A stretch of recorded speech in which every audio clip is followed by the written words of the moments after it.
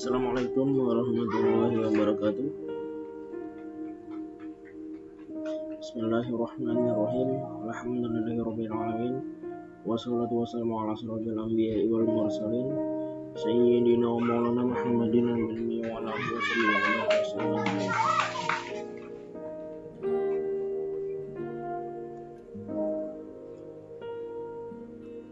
Salam sejahtera untuk para murid-murid. Ini merupakan pertemuan kedua kita. Setelah pertemuan sebelumnya kita membahas tentang apa itu pre-production. Kali ini kita akan melanjutkan materi yang kemarin.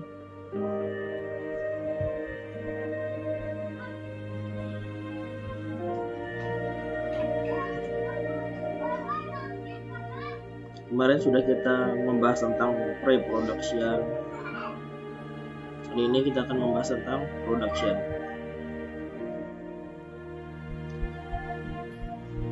Production bisa kita sebut juga dengan realisasi, atau kita anggap sebagai tahap untuk merealisasikan semua langkah yang ada pada tahap-tahap pra-produksi. Jadi yang pre-production kemarin itu kan kita membuat rencana seperti apa yang diperlukan, storyboardnya seperti apa, persiapannya. Kemudian di tahap produksi ini realisasinya, artinya kita melakukan apa yang kita rencanakan, apa yang kita sudah inginkan. Dan biasanya kalau di tahap produksi ini, tim produksi video biasanya dipimpin oleh seorang sutradara yang mempunyai peran untuk bertanggung jawab terhadap berjalannya produksi video yang sedang berjalan. Biasanya juga sutradara itu dibantu dengan beberapa asisten untuk membantu kelancaran produksi video yang sedang berlangsung. Salah satunya yang perlu kita perhatikan misalnya dalam tahap produksi ini ketika pengambilan gambar, yaitu mencatat adegan atau scene yang sudah diambil oleh kamerawan. Dalam melakukan pencatatan gambar yang sudah diambil, tidak hanya mau mencatat saja, tetapi catatan tersebut harus sesuai dengan shooting script yang telah kita buat atau kita rencanakan di tahap pre-production tadi.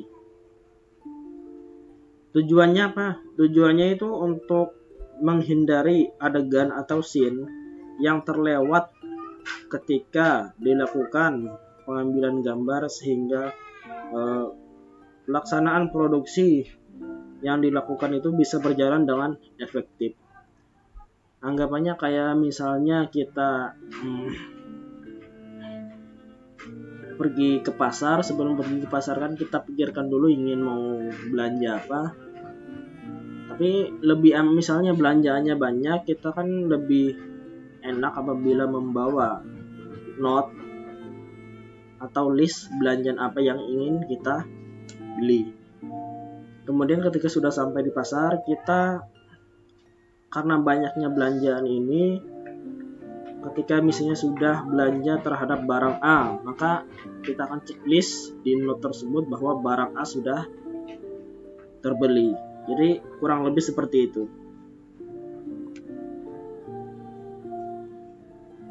Itu adalah tahap production. Kemudian post production.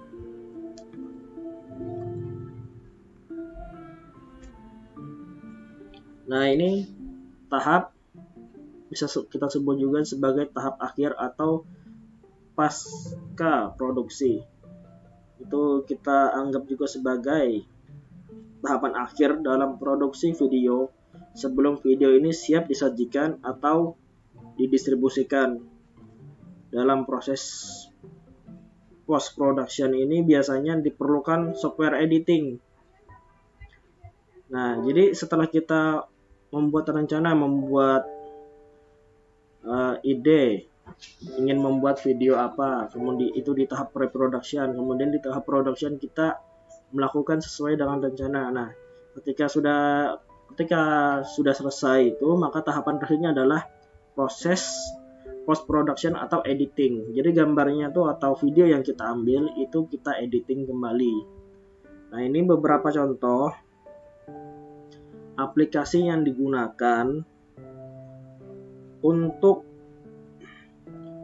editing. Yang ini icon yang ini itu merupakan icon dari Adobe Premiere Pro.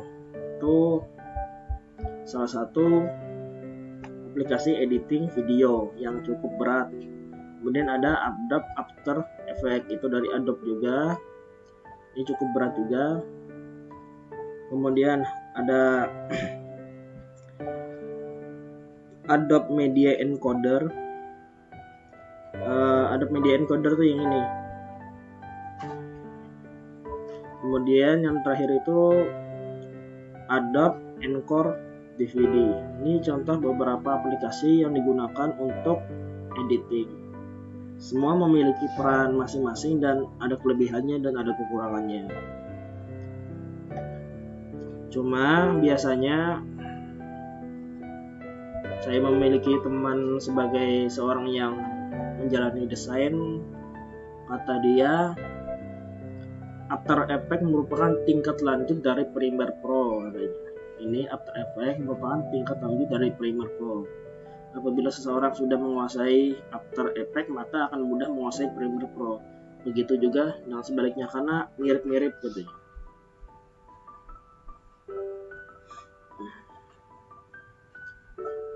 Nah, di tahap akhir ini atau post production ini,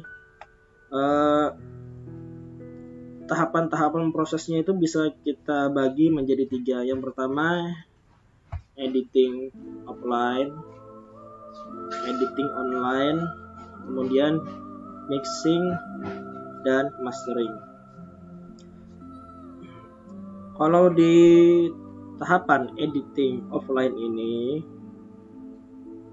merupakan proses awal dari editing video. Biasanya di sini yang bertugas sebagai pencatat skrip saat produksi mencatat kembali semua hasil syuting dan adegan. Dalam aplikasi video editing, petugas pencatat skrip itu akan menuliskan semua ke dalam time code yang ada di aplikasi tersebut. Jadi kita kan punya skrip. Apa yang harus dilakukan, misalnya ketika tag 1, tag 2, tag 3, kita kan pasti menentukan durasinya berapa detik misalnya atau berapa menit saat adegan itu diambil. Nah, jadi tugas pencatat skrip ini di aplikasi dia memberikan sebuah seperti tanda-tanda atau bisa kita sebut juga sebagai penanda bahwa ini waktunya segini, ini waktunya segini. Itu agar sesuai dengan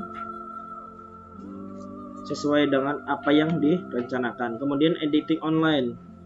Editing online itu berdasar dari script editing yang dibuat di tahapan offline editing.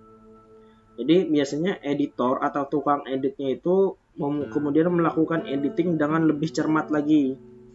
Si tukang edit ini akan melihat adegan per adegan dan shoot per shoot untuk menyatukan cerita agar berkesinambungan antara satu adegan dengan yang lain. Selain itu, di tahapan ini si editor atau tukang edit ini juga akan memperindah hasil editing video kasar yang kita ambil secara video kasar itu maksudnya video yang kita ambil secara langsung tanpa editing. Itu akan memperindah hasil editing video kasar dengan membuat transisi.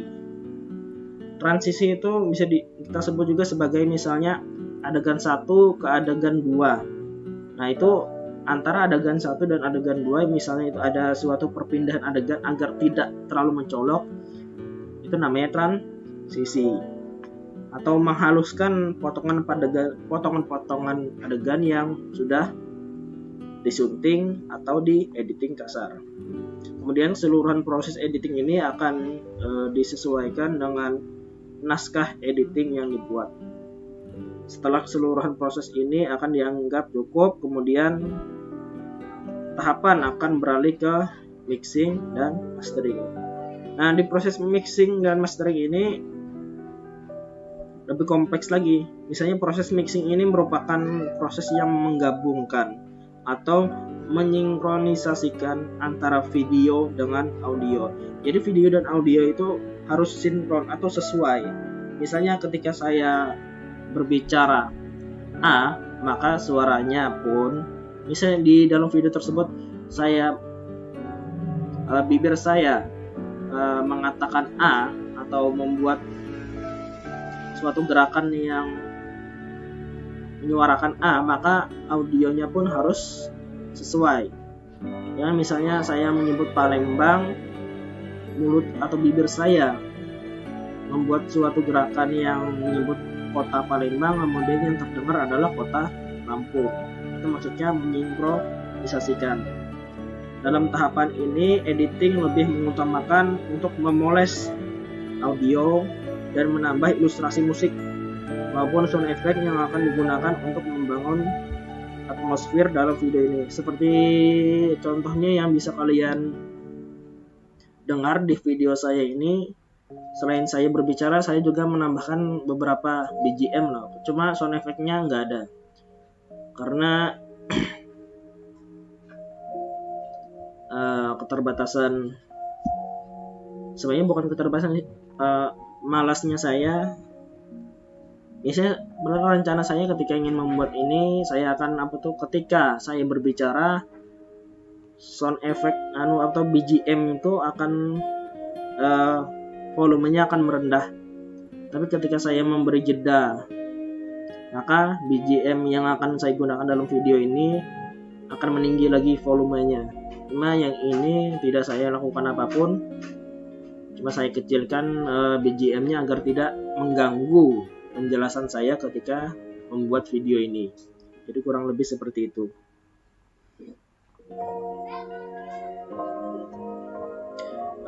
Tapi kemudian biasanya narasi juga yang sudah direkam akan ditambahkan dalam proses mixing ini. Mixing itu kan artinya menggabung, ya kan? Setelah semua tahapan proses ini selesai, kemudian dilakukan namanya proses review. Biasanya kalau kita memprint itu kan ada, sebelum kita memprint, biasanya di sampingnya itu ada tombol preview. Itu tujuannya Pak untuk melihat hasil yang nanti akan kita dapatkan itu seperti apa. Jadi proses itu disebut juga dengan screening akhir dalam melihat video yang sudah selesai diedit dan diolah. Setelah semua staff dan setuju bahwa proses ini sudah selesai atau cukup puas dengan editingnya, maka proses selanjutnya adalah mastering. Proses ini merupakan proses untuk membuat kepingan VCD atau DVD master yang kemudian akan digandakan lagi. Tapi itu untuk pembuatan film. Cuma kalau sekarang kan misalnya orang yang pembuatan seperti konten kreator di YouTube kan cukup file saja, nggak perlu di mastering kembali. Nah, itu penjelasan tentang post production. Lanjut ke multimedia. Apa itu multimedia?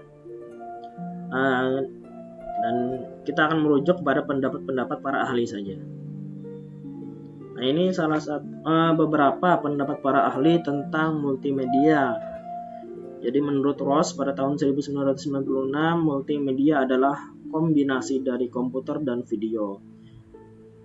Kemudian dari Mike Comey tahun 1996, multimedia adalah kombinasi dari 3 elemen, yaitu suara, gambar, dan teks. Kemudian dari Robin dan Linda tahun 2001, multimedia adalah alat yang dapat menciptakan representasi yang dinamis dan interaktif. Kemudian yang terakhir dari Vaughan, tahun 2004, multimedia adalah beberapa kombinasi dari teks, gambar, suara, animasi, dan video. Nah, itu beberapa pendapat tentang apa itu multimedia, jurusan yang kalian ambil. Multimedia itu dibagi jadi dua kategorinya. Pertama, multimedia content production. Yang kedua adalah multimedia communication. Kita akan pelajari tentang multimedia content production terlebih dahulu. Multimedia content production. Jadi, multimedia content production ini adalah penggunaan beberapa media, itu berupa teks, audio, grafik, animasi, video, dan lain-lainnya yang berbeda dalam menyampaikan suatu informasi atau menghasilkan produk multimedia seperti video, audio, musik, film, game, entertainment, dan lain-lain. Bisa juga dikatakan sebagai penggunaan beberapa teknologi yang berbeda yang memungkinkan untuk menggabung media, maksudnya media itu teks, audio, grafik, dan lain-lain itu dengan cara yang baru untuk tujuan komunikasi. Jadi multimedia content production itu intinya ya tujuannya untuk menyampaikan suatu informasi atau menghasilkan produk multimedia dari produk multimedia ke produk multimedia lagi bisa. Nah, dalam kategori ini ada beberapa kategori media yang digunakan. Contohnya misalnya media teks tulisan. Teks itu merupakan dasar dari pengolahan kata dan informasi berbasis multimedia. Ya kan? Teks berperan penting dalam proyek multimedia untuk mengkaji dan menyampaikan informasi kepada audiens dengan cepat. Audiens itu para pendengar atau para yang menyimak bisa juga. Kemudian di sini ada kelebihan teks dalam multimedia. Kelebihannya itu teks ini dapat menjadi penentu dalam pencapaian tujuan untuk memberikan informasi kepada target atau audiens yang dimaksud. Kemudian teks yang sangat penting untuk memberikan kesan atau makna secara menyeluruh apabila elemen media lain gagal mencapai tujuan. Kemudian satu kata dapat memuat banyak arti. Jadi orang seperti yang membuat suatu konten multimedia atau hasil produksi itu bisa juga menambahkan dengan beberapa teks. Contohnya misalnya kita melihat di berita. Ketika kita membaca judul kan itu sudah memberikan kita pengertian atau penjelasan tentang apa itu. Dan beberapa bahkan banyak konten-konten yang ada misalnya contohnya di TV yang melakukan hal tersebut. Karena teks juga kadang berfungsi sangat penting untuk memberi penjelasan lebih agar kita lebih mengerti. Kadang ada sesuatu dari konten atau produksi suatu multimedia yang kita nggak akan mengerti atau kurang mengerti tanpa teks. Kita kasih contoh simpelnya aja, misalnya kalian nonton film bahasa Inggris, misalnya nggak ada teks bahasa Indonesianya, mungkin kalian hebat bahasa Inggris, cuman kadang dengan teks artinya atau bahkan teks Inggrisnya bahkan lebih mudah kita mengerti tentang alur dari film tersebut. kekurangannya juga ada yang video media teks atau tulisan ini. Jadi kekurangannya itu kurang kuat apabila dijadikan media untuk memberikan motivasi. Jadi misalnya gini, kalian tahu kan motivator. Misalnya ada video motivasi menggunakan teks saja, nggak ada suaranya. Mungkin adalah BGM-nya atau background musiknya ada, cuma nggak ada orang yang sebagai nggak ada suara motivatornya, cuma teks saja. Itu kan kurang kuat, kurang membuat kita terasa mengikuti alur. Dan kalau kekurangan lainnya itu contohnya mata ini cepat lelah apabila menyerap informasi dari teks. Misalnya gini, kalian melihat video, ya kan, gak usah melihat video, misalnya kalian membaca suatu komik yang biasa kalian baca atau membaca hal-hal lainnya. Kalau kebanyakan teksnya itu kebanyakan otak kita meskipun kurang senang gitu. Kalau kebanyakan teks, kita kan berharap mungkin banyak gambarnya, banyak adegannya, banyak apanya, ya. Kalau layarnya cuma dipenuhi dengan teks, itu mata itu cepat lelah, ada rasa bosan tersendiri. Kemudian teks ini bersifat kurang interaktif sehingga dapat menimbulkan efek bosan ketika membaca teks panjang dan padat. Apalagi sudah panjang, padat lagi, itu akan cepat bosan. Kemudian yang kedua itu media audio atau suara. Jadi media audio atau suara ini itu suatu alat media yang isi pesannya hanya dapat diterima melalui indera pendengaran saja. Contohnya earphone, headphone, kemudian MP3 player, MP4 player, ya kan. Kemudian kan speaker, mikrofon. Nah, itu contohnya. Kemudian media video. Media video ini merupakan serangkaian gambar gerak yang disertai dengan suara, membentuk suatu kesatuan yang dirangkai menjadi alur dengan pesan-pesan di dalamnya untuk ketercapaian tujuan pembelajaran yang disimpan dengan proses penyimpanan pada media pita atau disk.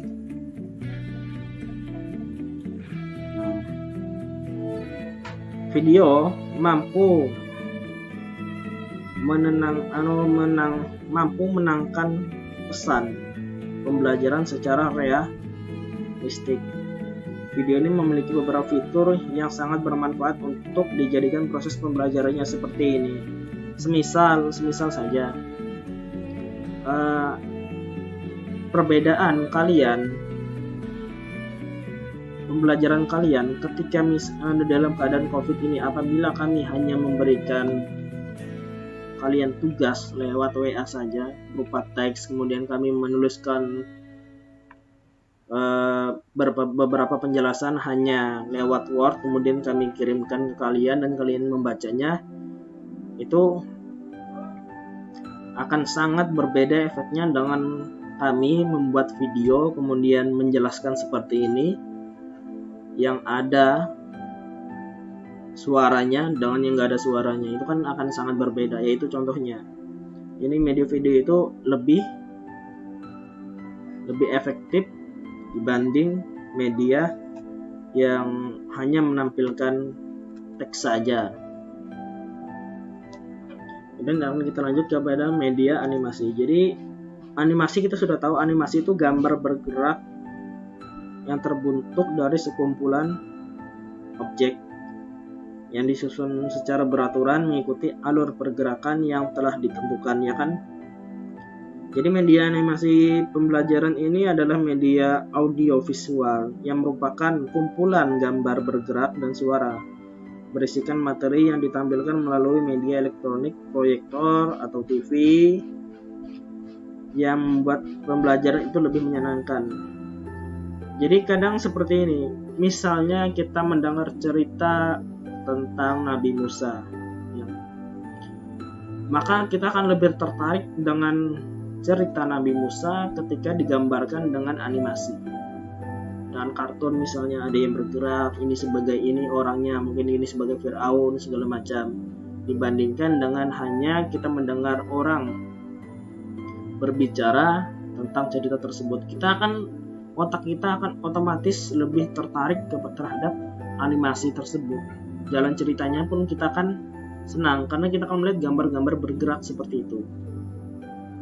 Itu salah satu contohnya. Kemudian media gambar. Media gambar itu suatu media yang berkaitan dengan materi pelajaran yang berfungsi untuk menyampaikan pesan dari guru kepada siswa. Jadi media gambar ini membantu siswa untuk mengungkapkan informasi yang terkandung dalam masalah, sehingga hubungan antar komponen dalam masalah tersebut dapat terlihat lebih jelas. Misalnya gini, Pak, ya, tombol on off yang ada di kamera serai ini di mana ya Pak? Misalnya saya mengatakan seperti ini, atau saya menulis chat, ada di bagian pojok kiri sebelah kanan ya. Memang kalian mungkin akan tahu langsung, cuma akan lebih enak apabila saya memoto letak tombol tersebut kemudian mengirimkan ke kalian. Nah, itu contohnya seperti itu.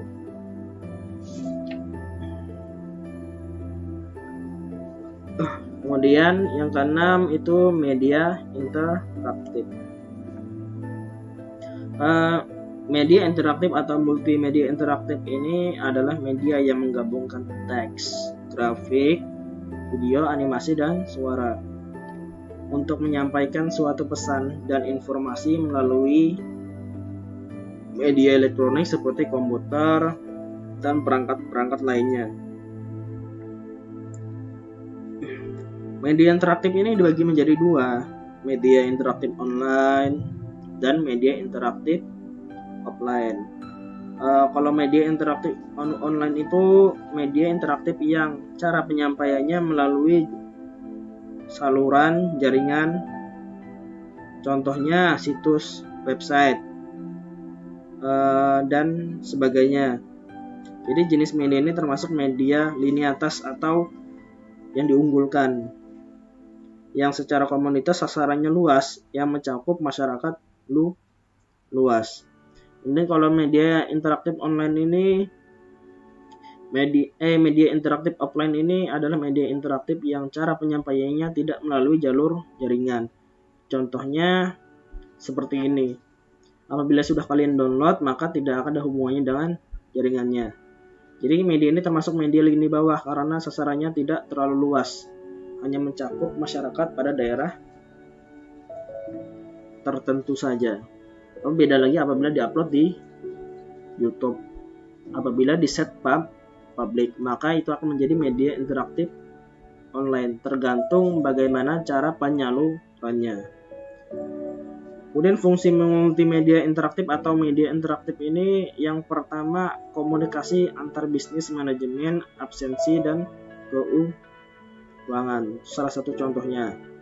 Contohnya juga hiburan seperti games, atau kalau di pemerintahan itu ada informasi publik atau layanan masyarakat.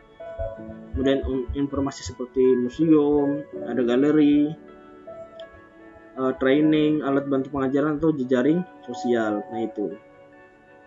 Kemudian yang terakhir adalah media special effect. Kalau special effect ini biasanya kita kenal tuh singkatannya SFX. Atau bisa sebut juga bahasa Indonesia dari special effect itu efek khusus. Itu kita sebut sebagai ilusi atau trik dari mata yang digunakan dalam film, televisi, teater, atau video game untuk mensimulasikan peristiwa yang digambarkan dalam cerita atau dunia maya. Sering tuh kalian melihat film-film, misalnya contohnya Harry Potter. Misalnya si Harry Potter menggunakan tongkat magicnya, kemudian mengeluarkan petir. Petir itu kan bukan petir asli tapi special effect. Maksudnya imajinasi dari membuat imajinasi kita tentang dunia Harry Potter itu lebih nyata, walaupun itu sebenarnya ilusi, yaitu tujuannya. Udah? Kemudian yang kedua itu multimedia communication. Yang tadi kan multimedia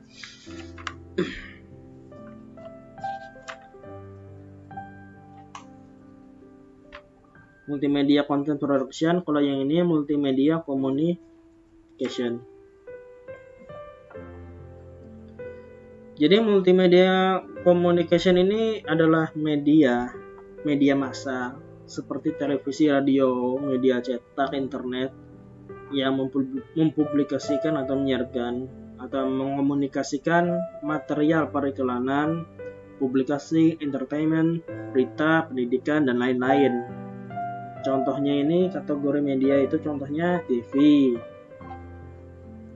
Kalau TV itu kan kayak sejenis media telekomunikasi terkenal yang berfungsi sebagai penerima siaran gambar bergerak beserta suara, baik itu yang monokrom itu hitam putih yang zaman dulu maupun yang berwarna.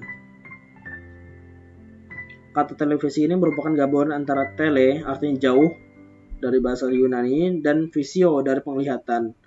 Artinya kita ini nggak perlu datang studionya untuk melihat apa yang terjadi dalam studio, itu maksudnya dalam televisi. Kemudian ada radio.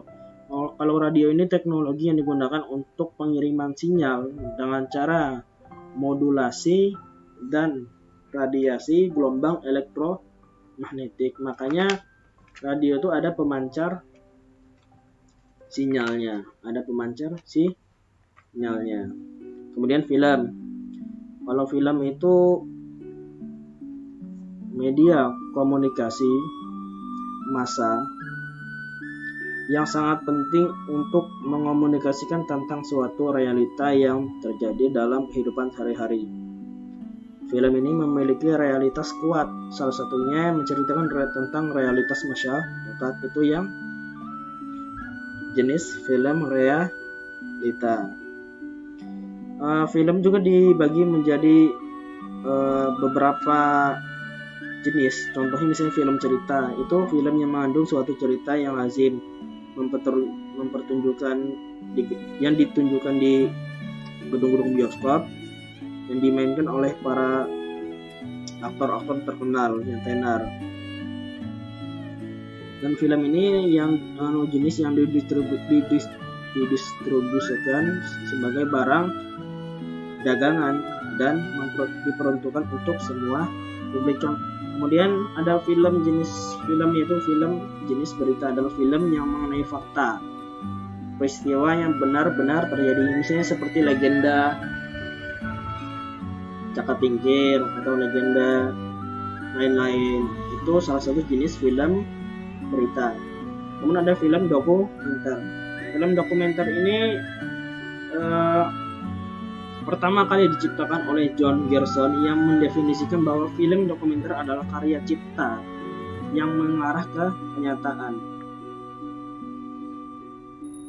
Jadi yang merupakan kenyataan yang mempresentasikan tentang kenyataan. Titik fokus dari film dokumenter ini adalah fakta atau peristiwa yang terjadi. Bedanya film berita adalah film yang harus mengenai sesuatu yang mempunyai nilai berita atau nilai berita atau news value. Kemudian ada film kartun. Seperti kita tahu film kartun ada seperti Tom and Jerry. Itu film kartun yang banyak menghasilkan beberapa macam. Film kartun ini timbul dari gagasan seorang seniman atau pelukis serta ditemukannya sinematografi telah menimbulkan gagasan untuk menghidupkan gambar-gambar yang mereka lukis, dan lukisan itu menimbulkan hal-hal yang bersifat lucu atau menarik. Ya, seperti Naruto itu kan awalnya dari komik, kemudian mereka kan ingin membuat yang dari komiknya itu menjadi hidup, ya jadilah seperti kartun Naruto seperti itu. Itu bagian perfilman, jadi macamnya banyak. Kemudian kita akan lanjut ke media cetak. Media cetak ini merupakan bagian dari saluran informasi masyarakat di samping media elektronik dan juga media digital.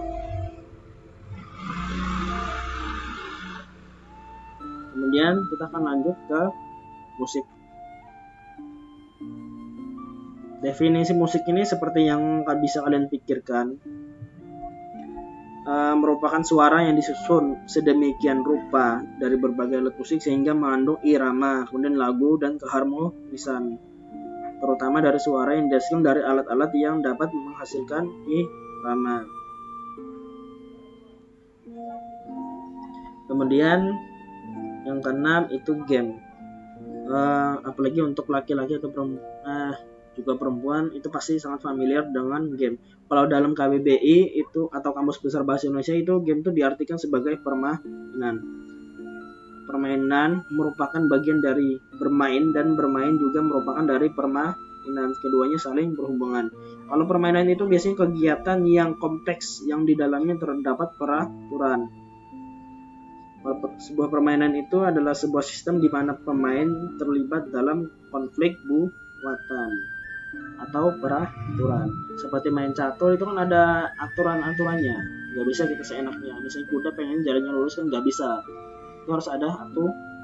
Itulah yang membuat catur merupakan sebuah game. Kemudian yang ketujuh ada entertainment. Entertainment ini adalah segala sesuatu baik yang berupa kata-kata, tempat, benda maupun perilaku yang dapat menjadi penghibur. Hiburannya bisa bersifat subjektif bergantung pada penikmatnya. Apabila subjek tersebut merasa terhibur, misalnya si A ini merasa terhibur terhadap suatu hal, maka hal itu bisa dikatakan sebagai hiburan. Tapi kembali lagi, tidak semua yang A rasakan bahwa dia terhibur terhadap suatu acara, maka B pun akan merasakan terhibur juga. Makanya ada yang dinamakan dengan selera atau genre atau jenis-jenisnya. Kemudian tutorial. Tutorial itu memiliki ejaan dan pelafalan yang sama, tetapi maknanya berbeda. Tutorial itu memiliki arti dalam kelas nomina atau kata benda, sehingga tutorial dapat menyatakan nama dari seseorang, tempat, atau suatu benda dan segala sesuatu yang dibendakan, biasanya dengan menjelaskan atau membuatnya menjadi lebih spesifik. Itu bahasa bukunya seperti itu. Cuma kalau kita bisa anggap tutorial itu cara atau tuntunan terhadap suatu hal. Contohnya misalnya tutorial membuat spanduk menggunakan Corel Draw, membuat spanduk tentang rekrutan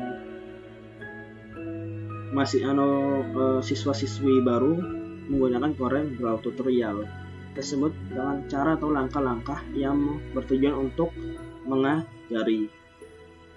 Kemudian yang terakhir adalah internet, salah satu bagian kategori media menurut Multimedia Communication yang terakhir. Jadi internet itu merupakan jaringan komputer yang dibentuk oleh Departemen Pertahanan Amerika pada tahun 1969 melalui proyek ARPA yang disebut ARPANET atau kepanjangannya Advanced Resource Project Agency Network, di mana mereka mendemonstrasikan bagaimana dengan hardware dan software komputer yang berbasis Unix kita bisa melakukan komunikasi dalam jarak yang tidak terhingga melalui saluran telepon. Jadi itu dulu awal dibentuknya jaringan komputer yang merupakan internet.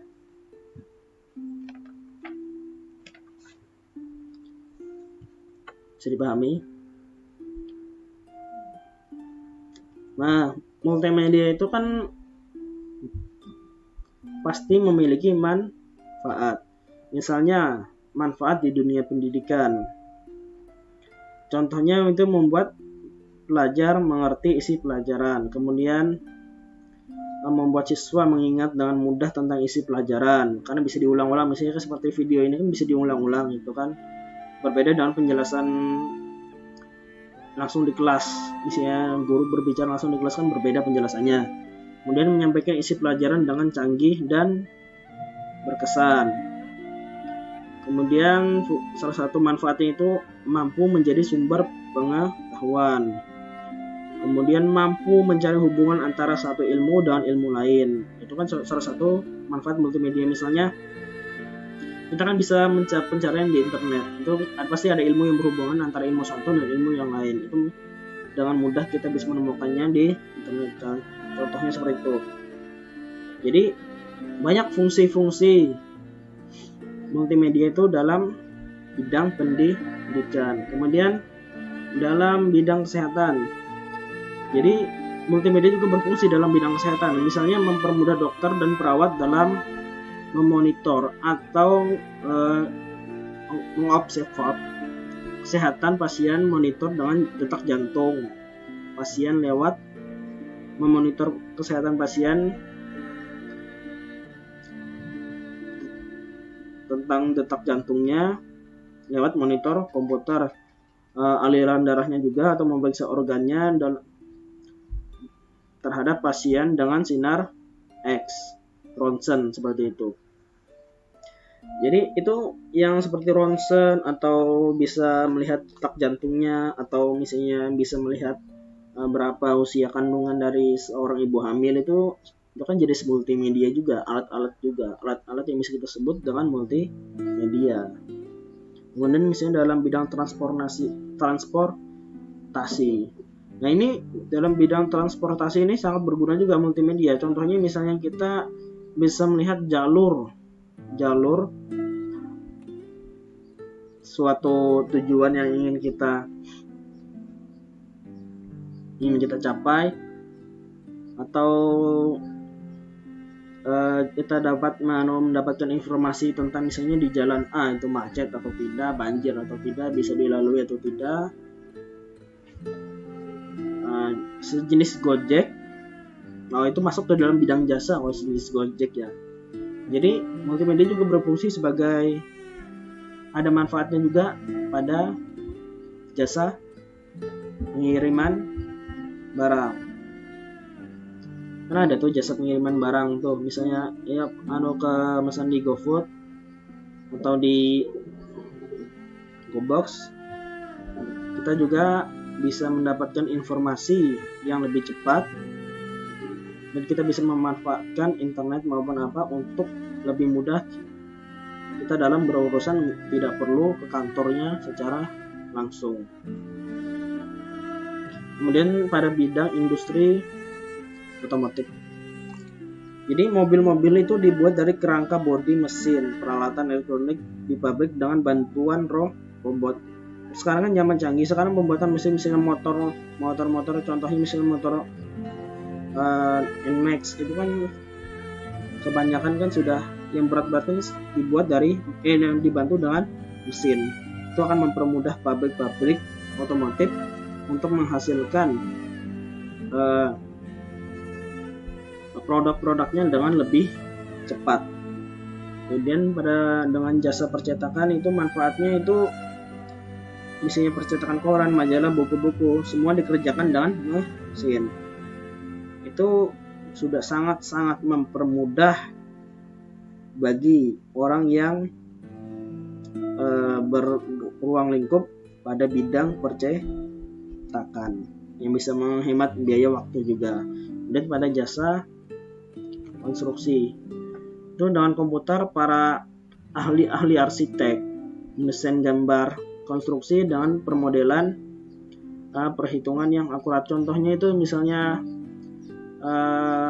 dengan aplikasi CAD itu biasanya digunakan para desainer untuk mendesain suatu bangunan dengan mudah, tidak perlu digambar dengan manual lagi. Kemudian pada industri perfilman, kita bahas tadi ya, tentang film, jadi kurang lebih aja. Jadi semua efek-efek yang di dunia acting, animasi, dan dan penyuntingan adegan film itu semua direkam dengan perangkat elektronik yang dihubungkan dengan komputer. Animasinya juga dikembangkan dengan mempergunakan animasi yang dibuat dengan aplikasi komputer. Misalnya film-film Hollywood seperti Avatar, bukan Avatar The Legend of Aang ya, tapi Avatar. Itu kan sebenarnya sangat banyak animasi yang digunakan. Bahkan mungkin ada ribuan animator yang dalam pengerjaan film tersebut. Itu beberapa manfaat multimedia. Nah, kemudian yang terakhir pada bab ini yaitu multimedia yang berhubungan dengan pembuatan proyek multimedia.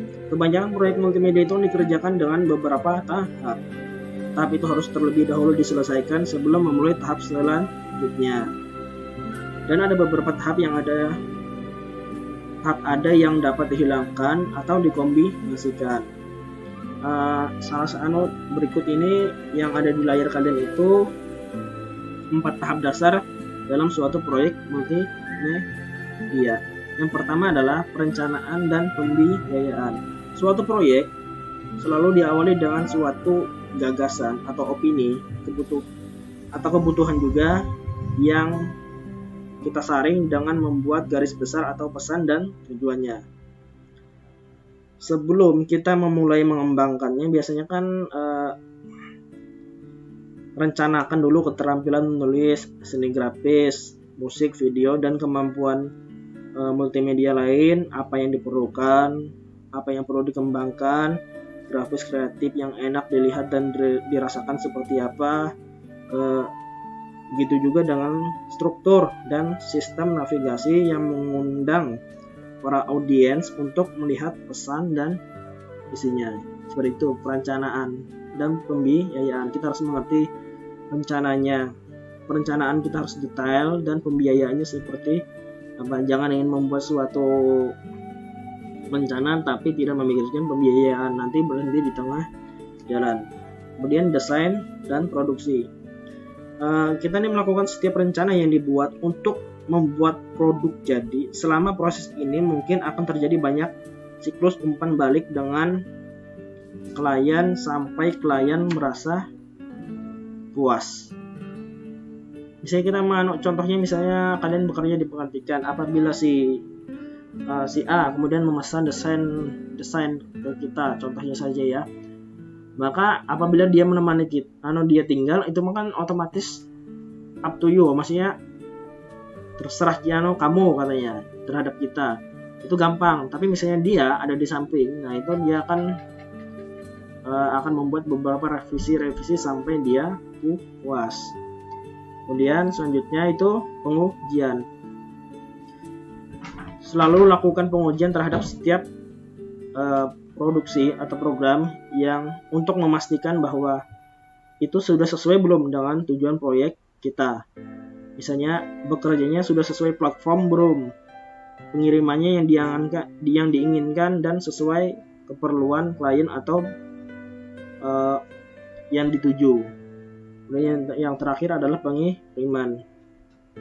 Setelah semua perencanaan dan pembiayaan, kemudian desain dan produksi, kemudian sudah selesai uji, maka yang terakhir adalah pengiriman. Kemas, kemudian kirimkan proyek yang kita buat kepada si pengguna terakhir tersebut. Jadi mungkin itu akhir dari pertemuan kita. Ini merupakan juga akhir dari bab 1. Mungkin selanjutnya akan ada tugas dan segala macam yang berhubungan dengan bab 1. Silahkan pelajari dan ulang-ulang videonya kembali. Dan itu saya ucapkan terima kasih atas perhatiannya. Salah hilap mohon maaf atas kekurangan saya dalam pembuatan video ini, yang saya jujur saya merasa kaku dan beberapa kata terbata-bata. Salah hilap mohon maaf. Assalamualaikum warahmatullahi wabarakatuh.